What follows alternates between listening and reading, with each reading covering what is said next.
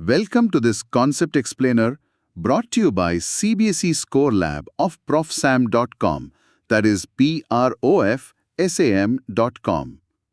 வணக்கம். இன்னைக்கு நாம யூனிட் 1 எலக்ட்ரிக் சார்ஜஸ் அண்ட் ஃபீல்ட்ஸ்ல இருந்து ஒரு முக்கியமான தலைப்பு கண்டினியூஸ் சார்ஜ் டிஸ்ட்ரிபியூஷனை பத்தி பார்க்க போறோம். தேர்வுல குழப்பம் வராம ரொம்ப எளிமையா இதை எப்படி புரிஞ்சுக்கிறதுன்னு விளக்கமா பார்க்கலாம். சரி, ஒரு சின்ன கேள்வி. நீங்க சின்ன வயசுல ஒரு பிளாஸ்டிக் ஸ்கேல தலையில நன்னா தேய்ச்சிட்டு சின்ன சின்ன பேப்பர் துண்டுகள் கிட்ட கொண்டு போயிருப்பீங்க. அது ஒட்டிக்கும் இல்லையா? ஆமா, கண்டிப்பா செஞ்சிருக்கேன். ஒரு மேஜிக் மாதிரி இருக்கும் அது. எக்ஸாக்ட்லி. இப்போ யோசிங்க, அந்த சார்ஜ் அந்த ஸ்கேல்ல எப்படி பரவி இருக்கும்? அது ஸ்கேலோட ஒரு மூலையில மட்டுமா இருக்கும், இல்லனா ஸ்கேல் முழுக்க யூனிஃபார்மா பரவி இருக்குமா? நான் எப்போதுமே அது ஸ்கேல் முழுக்க பரவி இருக்கும்னு தான் நினைச்சேன். ஆனா அப்படி ஏன்னு யோசிச்சதில்ல. ஏன் அப்படி நினைச்சீங்க? ஒரு இடத்துல மட்டும் சார்ஜ் இருந்தா அந்த இடம் மட்டும்தானே பேப்பரை அட்ராக்ட் பண்ணணும். ஆனா ஸ்கேலோட எந்த பகுதியை கொண்டு போனாலும் அது ஒட்டுமே. Perfect observation. அதுதான் கண்டினியூஸ் டிஸ்ட்ரிபியூஷனுக்கு ஒரு சிம்பிள் எக்ஸாம்பிள். ஆனா இங்க ஒரு ஆச்சரியமான கவுண்டர் இன்ட்யூட்டிவ் விஷயம் இருக்கு. அப்படியா?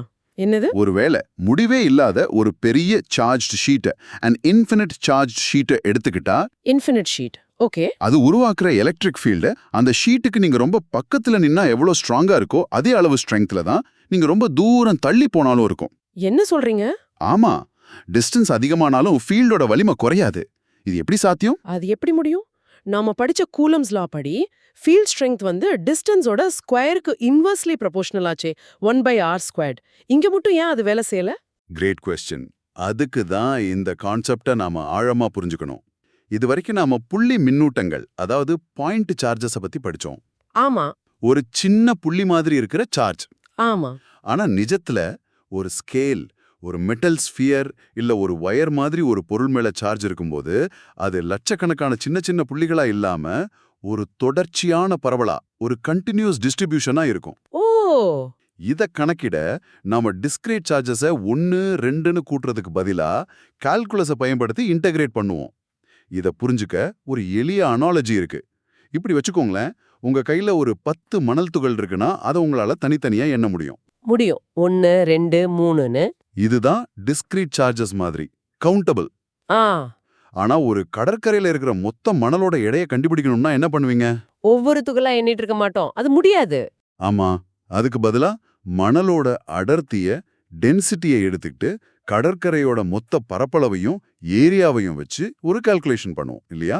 ஆமா, அதுதான் பிராக்டிக்கல். அதே மாதிரி தான் இங்கேயும் நாம சார்ஜ் டென்சிட்டியை பயன்படுத்தி மொத்தமா இன்டகிரேட் பண்றோம். இன்டகிரேஷனாலே சேர்க்கிறது தானே நமக்கு தெரியும். ஓகே, இந்த அனாலஜி புரியுது.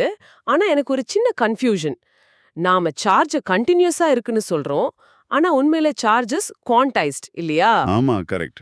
அது எலக்ட்ரான்ஸ், புரோட்டான்ஸ் மாதிரி தனித்தனி பார்ட்டிகல்ஸால ஆனது. அப்புறம் எப்படி நாம அதை கண்டினியூஸ்னு சொல்லலாம்? இது ஒரு யூஸ்ஃபுல் லை மாதிரி எடுத்துக்கணுமா? Brilliant question. இதுதான் பிசிக்ஸ்ல நம்ம பார்க்க வேண்டிய முக்கியமான விஷயம். நீங்க சொல்றது 100க்கு 100 உண்மை. Charges fundamentally quantised. அப்போ ஆனா நாம பார்க்கிற மேக்ரோஸ்கோபிக் வேர்ல்டு, அதாவது நம்ம கண்ணுக்கு தெரியற பெரிய பொருட்கள்ல கோடிக்கணக்கான எலக்ட்ரான்ஸ் இருக்கு. ஒரு சின்ன சார்ஜ் ராட்லயே ட்ரில்லியன்ஸ் ஆஃப் எலக்ட்ரான்ஸ் இருக்கும். அதுல ஒரு எலக்ட்ரானை கூட்டுறதோ குறைக்கிறதோ பெரிய மாற்றத்தை ஏற்படுத்தாது.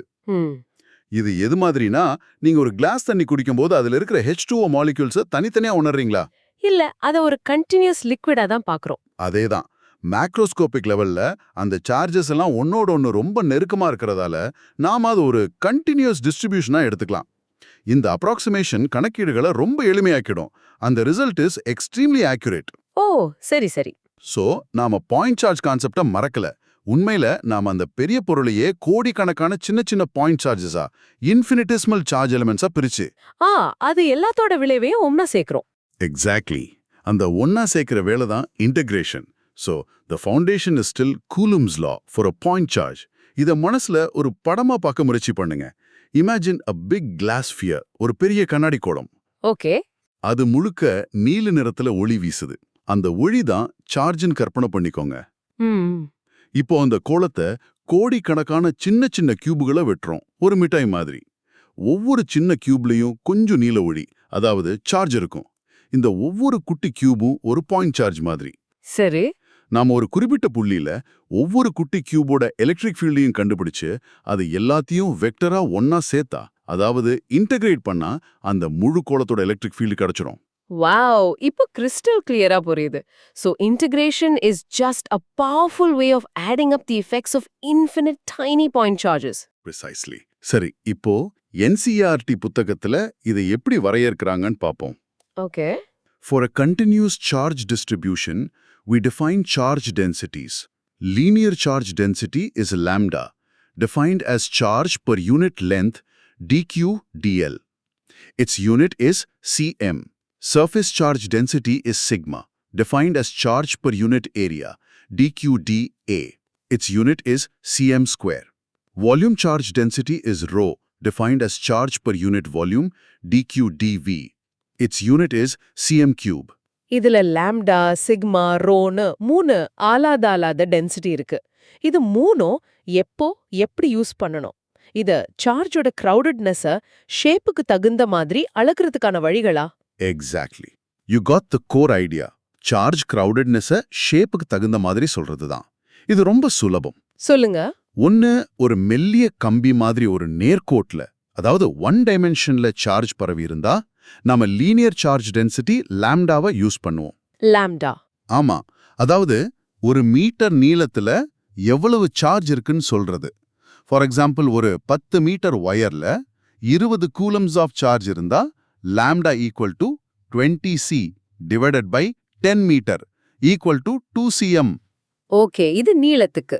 ரெண்டாவது, ஒரு பேப்பர் மாதிரி ஒரு தட்டையான பரப்புல a 2-dimensional சர்ஃபேஸ்ல சார்ஜ் பரவி இருந்தா நாம சர்ஃபேஸ் சார்ஜ் டென்சிட்டி சிக்மாவை யூஸ் பண்ணுவோம். சிக்மா. ஆமா, அதாவது ஒரு ஸ்கொயர் மீட்டர் பரப்புல எவ்வளவு சார்ஜ் இருக்குன்னு சொல்றது. ஒரு மெட்டல் பிளேட் மேல இருக்கிற சார்ஜை கணக்கிட இது உதவும். சரி. மூணாவது, ஒரு பந்து மாதிரி ஒரு முப்பரிமாண a 3-dimensional ஆப்ஜெக்ட்ல சார்ஜ் பரவி இருந்தா நாம வால்யூம் சார்ஜ் டென்சிட்டி ரோவை யூஸ் பண்ணுவோம். ரோ. அதாவது ஒரு கியூபிக் மீட்டர் கன அளவுல எவ்வளவு சார்ஜ் இருக்குன்னு சொல்றது. ஒரு பிளாஸ்டிக் ஸ்பியர் முழுக்க சார்ஜ் பரவி இருந்தா இதை யூஸ் பண்ணுவோம். புரியுது. 1Dக்கு லாம்டா, 2Dக்கு சிக்மா, 3Dக்கு ரோ. பெர்ஃபெக்ட். இந்த டென்சிட்டி தெரிஞ்சா நம்மளோட வேலை பாதி முடிஞ்சது. நாம ஒரு சின்ன லென்த் dl, சின்ன ஏரியா dA, இல்ல சின்ன வால்யூம் dVல இருக்கிற சின்ன சார்ஜ் dqவை கண்டுபிடிச்சிடலாம். For example, dq equal to lambda dl. ஆமா. அப்புறம் கூலும்ஸ் லாயை பயன்படுத்தி அந்த dqவால உருவாகிற சின்ன ஃபீல்டு dE கணக்கிட்டு கடைசியா மொத்த ஆப்ஜெக்ட்க்கும் இன்டிகிரேட் பண்ணி total electric field E கண்டுபிடிச்சிடுவோம். Hope everything is clear so far. This concept explainer is from profsam.com. That is profsam.com. ஒரு சின்ன உதாரணம் பார்ப்போம். ஒரு 10 மீட்டர் நீளமுள்ள சார்ஜ்ட் ராட் இருக்கு. அதோட மொத்த சார்ஜ் 100 கூலம்ஸ். சரி. அதோட மையத்திலிருந்து ஒரு குறிப்பிட்ட தூரத்துல எலக்ட்ரிக் ஃபீல்டை கணக்கிடுறோம். இப்போ இதே 100 கூலம்ஸ் சார்ஜை ஒரே ஒரு புள்ளியில அந்த ராடோட சென்டர்ல வச்சு ஃபீல்டை கணக்கிட்டா ராடோட ஃபீல்ட் கொஞ்சம் கம்மியா இருக்குமா இல்ல அதிகமா இருக்குமா? ராட்ல சார்ஜ் பரவி இருக்கு. நம்ம ஃபீல்டு கணக்கிடுற புள்ளிக்கு பக்கத்துல சில சார்ஜஸ் இருந்தாலும் ராடோட முனைகள்ல இருக்கிற சார்ஜஸ் ரொம்ப தூரமா இருக்கு. கரெக்ட். அதனால அதோட இஃபெக்ட் கம்மியா இருக்கும். So the total effect is slightly less than a point charge. Absolutely correct. அந்த தூரத்துல இருக்கிற சார்ஜஸோட கான்ட்ரிபியூஷன் கம்மியா இருக்கிறதால கண்டினியூஸ் ராடோட ஃபீல்ட் பாயிண்ட் சார்ஜோட ஃபீல்டை விட வீக்கரா இருக்கும் at that point. இதுதான் இன்டகிரேஷனோட பியூட்டி. அது ஒவ்வொரு சார்ஜ் எலிமெண்டோட தூரத்தையும் கணக்கில் எடுத்துக்கும். ஓகே. சரி, இந்த இன்டகிரேஷன் முறை தான் அடுத்ததா நம்ம படிக்க போற காசஸ் லாக்கு அடித்தளம் அமைக்குது. அப்படியா? ஆமா, இந்த மாதிரி ஒவ்வொரு முறையும் இன்டகிரேட் பண்றது சில சமயம் ரொம்பவே காம்ப்ளிகேட்டடா இருக்கும். a lot of calculus. ஆனா சில சமச்சீரான பொருட்களுக்கு லைக் ஸ்பியர்ஸ் ஆர் சிலிண்டர்ஸ் இந்த மாதிரி இன்டகிரேட் பண்றதை விட காசஸ் லாவை பயன்படுத்தினா ரொம்ப சுலபமா 2 ஸ்டெப்ல விட கிடைக்கும். So this topic is the why behind the need for Gauss's law.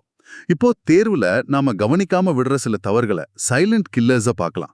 இதனால தான் நிறைய மார்க்ஸ் போகும். சரி, இது முக்கியம். Misconception number 1. நிறைய மாணவர்கள் ஒரு கோளத்துல ஸ்பியர்ல சார்ஜ் பரவி இருக்கிறதால அதோட ஃபீல்ட் ஒரு பாயிண்ட் சார்ஜை விட எப்போதுமே துர்பலமா இருக்கும்னு நினைப்பாங்க. ஆமா, நம்ம ராடுக்கு பார்த்த எக்ஸாம்பிள் மாதிரி தோணுது. தோணும், ஆனா அது ஸ்பியருக்கு தவறு. ஒரு யூனிஃபார்ம்லி சார்ஜ் ஸ்பியருக்கு வெளியே அவுட் சைட் த ஸ்பியர் எந்த ஒரு புள்ளிலையும் அதோட ஃபீல்டு எப்படி இருக்கும்னா அந்த ஸ்பியரோட மொத்த சார்ஜும் அதோட மையத்துல இருக்கிற ஒரு பாயிண்ட் சார்ஜோட ஃபீல்டுக்கு சமமா இருக்கும். ஓ, அப்போ நான் ஸ்பியருக்கு வெளியே நின்னு பார்த்தா அந்த சார்ஜ் எல்லாம் அதோட சர்ஃபேஸ்ல பரவி இருக்கா இல்ல மொத்த சார்ஜும் அதோட சென்டர்ல ஒரு சின்ன புள்ளியா இருக்கான்னு என்னால டிஃபரன்ஷியேட் பண்ணவே முடியாதா? முடியாது. ரெண்டோட ஃபீல்டும் எக்ஸாக்ட்லி த சேமா இருக்குமா? Exactly the same. இது ஒரு மிக மிக முக்கியமான ரிசல்ட். கோளத்துக்கு உள்ள போகும்போது தான் ஃபீல்டு மாறும். ஆனா வெளியே it behaves exactly like a point charge. ஓ, இந்த கான்செப்ட் தான் கிராவிட்டிலும் யூஸ் ஆகுது. பூமி ஒரு பெரிய ஸ்பியர். ஆனா நம்மள அட்ராக்ட் பண்ணும்போது அதோட மொத்த மாசும் அதோட சென்டர்ல கான்சென்ட்ரேட் ஆயிருக்கிற மாதிரி தான் ஆக்ட் பண்ணும். Wow, that's a powerful connection. So ஸ்பியருக்கு வெளியே அது ஒரு பாயிண்ட் சார்ஜ் மாதிரி, உள்ளே தான் வித்தியாசம். இப்போ இது மறக்காது. ரெண்டாவது பொதுவான தவறு சார்ஜ் டென்சிட்டி, அதாவது லாம்டா, சிக்மா, ரோ எப்போதுமே யூனிஃபார்மா, அதாவது சீரா பரவி இருக்குன்னு எடுத்துக்கிறது. ஆமா, டிஃபால்ட்டா அப்படிதான் தோணும். கேள்வியில யூனிஃபார்ம் இல்ல யூனிஃபார்ம்லி டிஸ்ட்ரிபியூட்டட்னு கொடுத்தா மட்டும்தான் அப்படி எடுத்துக்கணும்.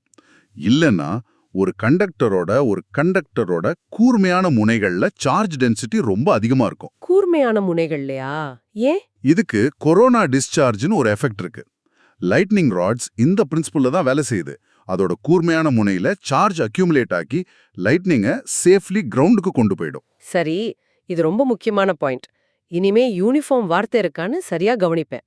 இல்லைனா கூர்மையான பகுதிகள்ல சார்ஜ் டென்சிட்டி அதிகமா இருக்கும்னு ஞாபகம் வச்சுக்கணும். சூப்பர். இத ஞாபகம் வச்சுக்க ஒரு சுலபமான வழி இருக்கு, ஒரு மெமோனிக். சொல்லுங்க. IDR. இத ஞாபகம் வச்சுக்கோங்க. IDR. I for integrate, discrete சார்ஜஸ்னா சும்மா சம் பண்ணுங்க, கண்டினியூஸ் டிஸ்ட்ரிபியூஷன்னா இன்டகிரேட் பண்ணுங்க. ஓகே. D ஃபார் டென்சிட்டி, ப்ராப்ளமோட ஷேப்பை பாருங்க. அது 1D ஒயரா, 2D ஷீட்டா இல்ல 3D ஸ்பியரானு பார்த்து லாம்டா, சிக்மா, ரோ இதுல எது சரின்னு முடிவு பண்ணுங்க. சரி. R ஃபார் ரிசல்ட், சரியா இன்டகிரேட் பண்ணி எலக்ட்ரிக் ஃபீல்டுங்கிற ரிசல்ட்டை கண்டுபிடிங்க. இன்னொரு பிசிக்கல் ஆக்ஷன் மூலியமாவும் ஞாபகம் வச்சுக்கோங்க. உங்க கையில ஒரு தடிமனான புத்தகம் இருக்குன்னு வச்சுக்கோங்க, அது ஒரு டிஸ்கிரீட் ஆப்ஜெக்ட். இப்போ அந்த புத்தகத்தோட பக்கங்களை விரிச்சு உங்க கையை அது மேல முழுசா தடவுங்க. இப்படி பரப்பி பார்க்கிறது தான் கண்டினியூஸ் டிஸ்ட்ரிபியூஷன். ஆமா. கூட்டுறதுக்கு பதிலா நீங்க ஸ்கேன் பண்றீங்க, அதாவது இன்டகிரேட் பண்றீங்க. IDR, Integrate Density Result and the book scanning action. Nice. இது ரொம்ப ஹெல்ப்ஃபுல்லா இருக்கும். சரி, இந்த தலைப்பிலிருந்து நீங்க கண்டிப்பா ஞாபகம் வச்சுக்க வேண்டிய 3 முக்கிய விஷயங்களை சமரைஸ் பண்றேன். ஓகே. 1. நிஜ உலக பொருட்களில் மின்னூட்டம் தனித்தனி புள்ளிகளாக இல்லாமல் ஒரு தொடர்ச்சியான பரவலாக இருக்கும். மேக்ரோஸ்கோபிக் லெவல்ல இதை கணக்கிட கால்குலஸ் இன்டகிரேஷன் பயன்படுகிறது. 2. மின்னூட்ட பரவலை விவரிக்க 3 வகையான அடர்த்திகள் உள்ளன. 1Dக்கு லீனியர் சார்ஜ் டென்சிட்டி லாம்டா, 2Dக்கு சர்ஃபேஸ் சார்ஜ் டென்சிட்டி சிக்மா மற்றும் 3Dக்கு வால்யூம் சார்ஜ் டென்சிட்டி ரோ. 3. ஒரு சீராக மின்னூட்டம் பெற்ற கோளம் தனக்கு வெளியே உள்ள எந்த ஒரு புள்ளிக்கும் அதோடைய மொத்த சார்ஜும் மையத்தில் வைக்கப்பட்ட ஒரு புள்ளி மின்னூட்டம், அதாவது ஒரு பாயிண்ட் சார்ஜ் போலவே செயல்படும். இது மிக முக்கியமான முடிவு. 12th CBSE physics, chemistry and மேத்ஸ்ல அதிகபட்ச மதிப்பெண்கள் வாங்க profsam.com விசிட் பண்ணுங்க. That is PROF SAM, right? Yes, PROFSAM.com. நன்றி.